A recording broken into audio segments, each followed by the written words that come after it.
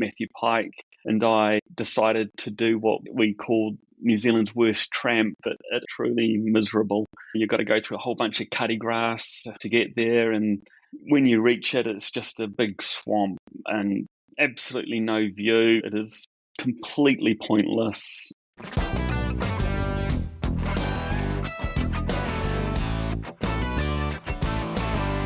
Kia ora, and welcome to The Tramping Life, a podcast about hiking in Aotearoa, New Zealand, or as we call it here, tramping.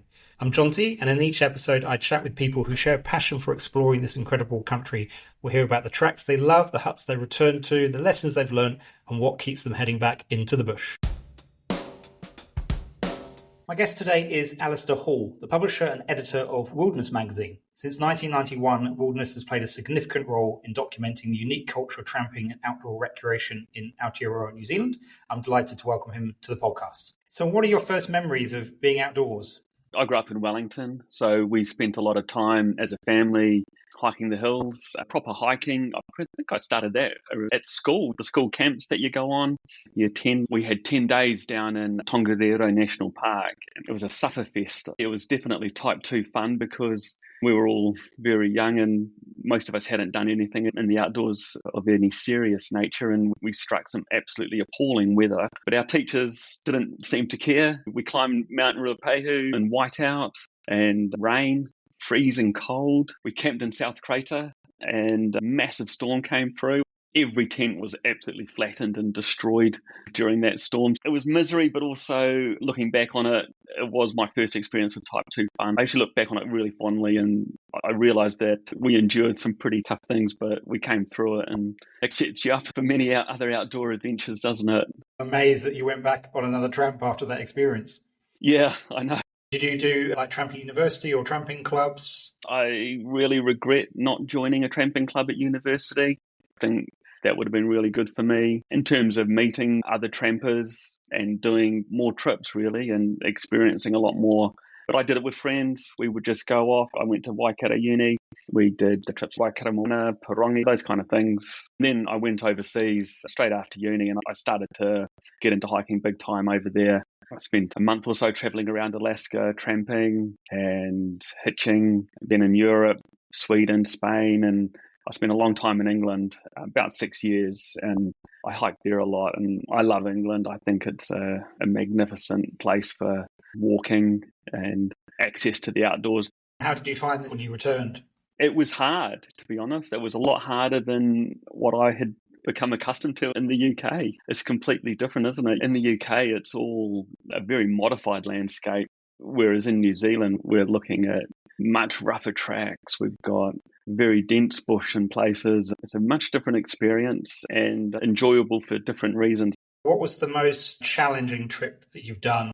In New Zealand, I did the Southern Circuit on Rakiura, and that was really hard. That was tough, very physical. It's that classic Rakiura mud that you hear about. It came up to my thigh in places, and you've got to haul yourself out of that, and then the next step's just as deep. I would say that is the toughest tramp, but that was also probably the most rewarding tramp. You're not looking at glorious mountain vistas or these deep, luscious valleys. It's a different experience. It's a wonderful bush. It's a remote coastline.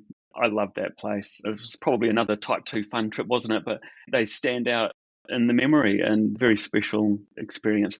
Overseas, I did a very difficult trip in Spain, Odessa National Park in the Pyrenees, and my goal there was to actually walk to France, but I was very inexperienced. I didn't really know much about navigation. I had a map, but to be honest, I probably didn't know how to use it. The first day I was following the trail. It was a very clearly marked trail. It was obvious where I had to go. There were signposts even at various places, so that was fine. But the second day, terrible conditions rolled in, white out, and I was aiming for this gap. It's quite a famous gap, the Brèche de Roland. I got through it, but on the other side, just a lot of grey cloud, not much visibility, and I became completely lost. I ended up walking around in circles, sheltering for the night in a little rock crevice. Woke up the next morning, snow everywhere, completely changed landscape from this rocky, dry landscape to a winter wonderland, and still completely baffled. didn't know where I was or where I was going, but wandered on. And after a long day, I ended up back where I started 2 days earlier. You can laugh at it now. I honestly thought for a second there I'd made it into France, but no, I was back in Spain. So none of the scenery looked familiar? You went, maybe this looks like I've seen this before. Oh, because I came a different route. I stayed on the tops. Instead of retreating back through the way I'd come, I basically circled the top of the valley. So without having taken out my compass to even determine which direction I might have been traveling in, I convinced myself I was going the right direction. It's just one of those stupid things you do when you're not thinking clearly and you don't take a minute to look around you and really try to figure out where you are. Yeah, I've heard about it a lot happening to other people, and I commiserate. It happens. Thinking back to New Zealand, what are some of your favourite huts or campsites?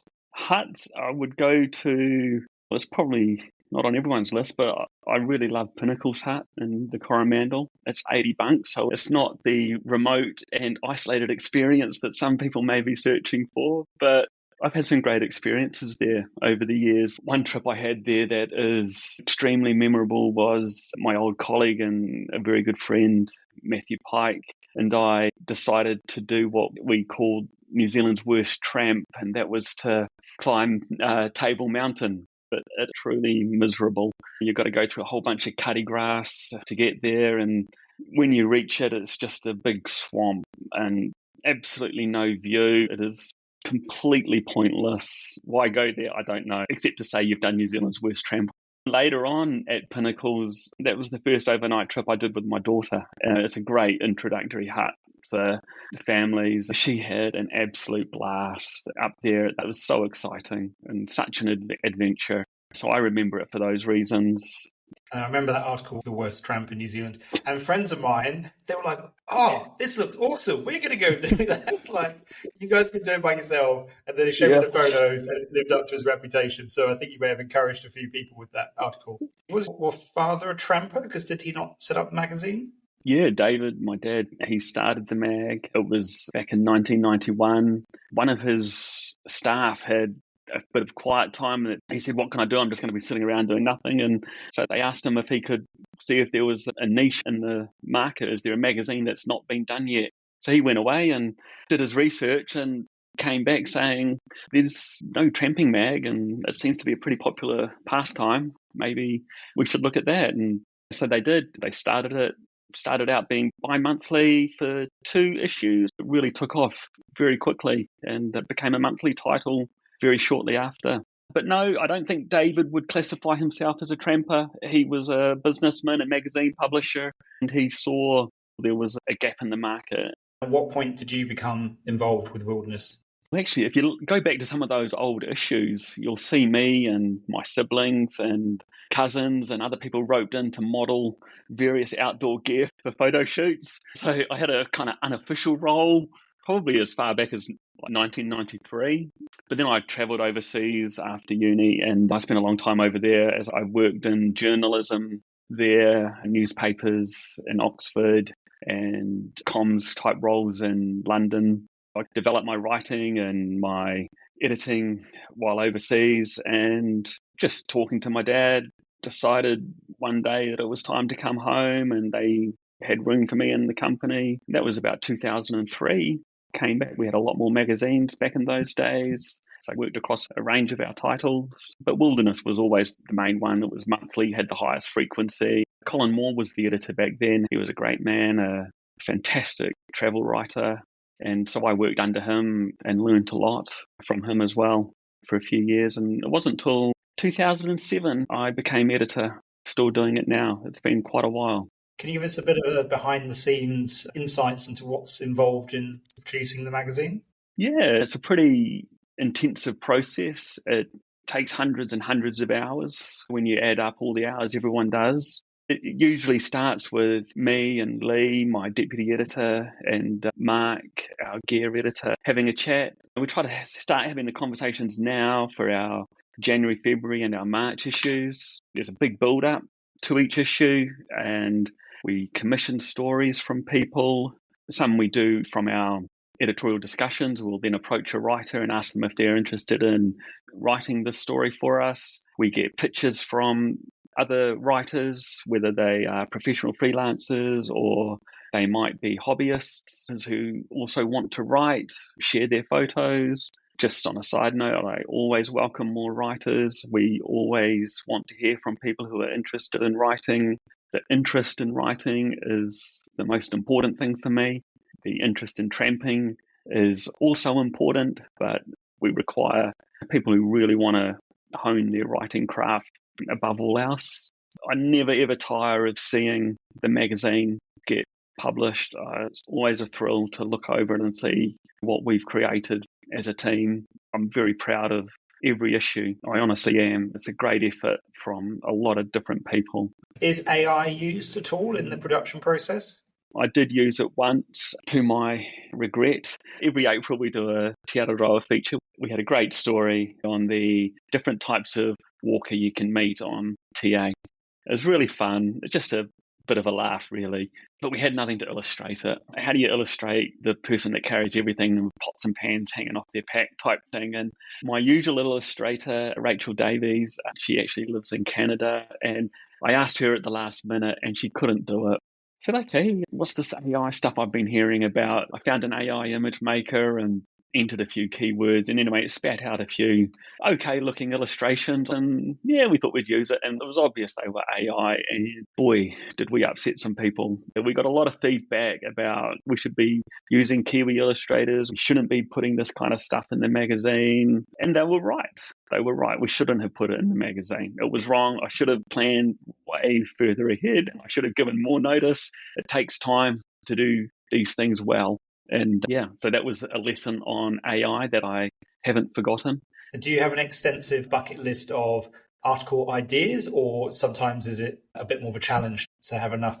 It does get hard, I think, to keep that fresh. I say we do a Te Araroa feature every April.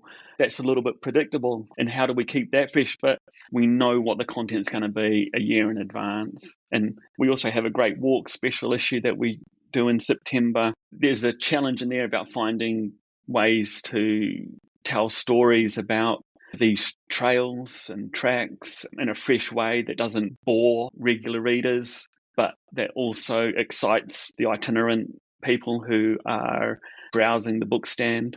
Some of these features, and especially so with the Great Walks, it is about newsstand appeal. We want people to see us and recognise us on the newsstand, and the Great Walks sell magazines. There's no two ways about it. It helps. You've got to look at that commercial aspect too when you're planning an issue or a feature. As to the original question, do we have a big bucket list of ideas? Yes, we do. We have periods, though, where we do, and we have periods where we've run out of those ideas. And as I say, we're always 2 or 3 issues ahead. So we've got some breathing room, and we always come up with something. What's your split between retail sales on stands versus subscription sales? Subs are the lifeblood of the magazine. So we have 5,000 subscribers at the moment, and we probably average around 1,700 to 1,800 retail sales each issue. Generally, the content for Wilderness focus very much on New Zealand, and I guess that's a conscious decision to focus just on New Zealand tramping. Yeah, there is still so much New Zealand stuff we can do. We don't have enough room in the magazine for an overseas one. We would have to drop something that we've already got in the mag. I'm not really that open to it because travel, it's a side issue. It's not core to what we do. It's not the reason people are buying the magazine. They're buying the mag because they want to know about tramping in New Zealand. That's tens of thousands of pages of New Zealand stories, and there's still more to go. It's infinite. It doesn't end. How did Walk 1200 come about, and what was the impact of that on the magazine? That was back to my old mate Matt, who I did the worst tramp in New Zealand with. He left Wilderness and he went and worked at Country Walking in the UK. We were working on our 30th anniversary issue back in 2021. I asked Matt, have you got any ideas about what we can do here? It's a pretty big milestone. He just said, we've been running this walking challenge. Why don't you look at doing something like that? So I looked into it and it just seemed like it's a great idea. This is something we can actually do with our readers. This was something that looked forward and it was positive. And as I said, a chance to do something with people, not talk to them. That was the idea. It was walk 1,200 kilometres in a year. sign up, become part of a community. And ultimately, it's led to a much greater awareness of wilderness. We are much more visible in terms of people are hearing about us, not just seeing us in the newsstand. They're hearing about us through what people are doing, like these thousands of walkers pounding their pavements outside their home or going for walks in the bush. Wherever they're doing it, they're part of our Walk 1200 community. They're talking about it and sharing their experience and the really positive things that happen when you make walking part of your daily life. Because to walk this distance, it's so achievable, but to do it, you really need to make a habit out of walking. And that means daily walks or several times a week kind of walks. We've actually seen a shift from wilderness being a mainly male read magazine to now mainly female read. We've been doing reader surveys for donkeys, and it's always been 55% men, 45% women have read the magazine. After the first year of doing Walk 1200, it was 55% women and 45% men or thereabouts. I was just stunned. I now see there's a lot of women's walking groups around, and there's women-only guided trips being done. I don't know why.